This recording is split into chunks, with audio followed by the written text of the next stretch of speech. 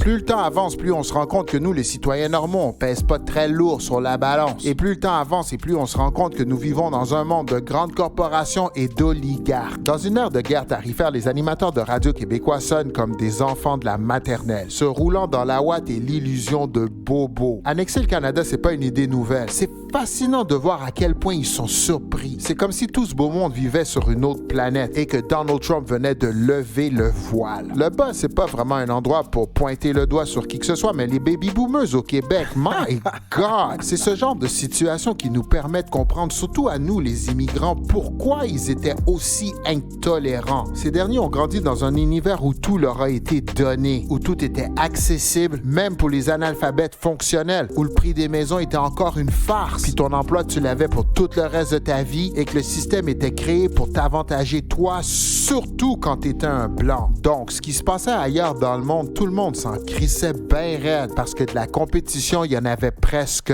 pas. En 2025, on parle de mondialisation. Tout le monde veut tirer son épingle du jeu. Tout le monde veut protéger ses richesses. Le party est fini. L'abus et l'exploitation des richesses des petits pays du tiers-monde, ben ça aussi c'est fini. Il devient de plus en plus difficile de supporter son chalet dans le nord et de faire comme si que le reste de la planète n'existait pas. Donald Trump, c'est un wake-up call, TQ. C'est le temps de reviser ton plan de match, le boomer. La révolution tranquille, ça semble loin derrière nous. Dernièrement, j'ai entendu l'ancien maire de Québec dire qu'il fallait faire son deuil du Québec comme qu'il était avant. Aujourd'hui, il y a plein d'immigrants qui viennent juste d'arriver. Eux autres, ils s'en calissent. Ils connaissent pas cette histoire-là.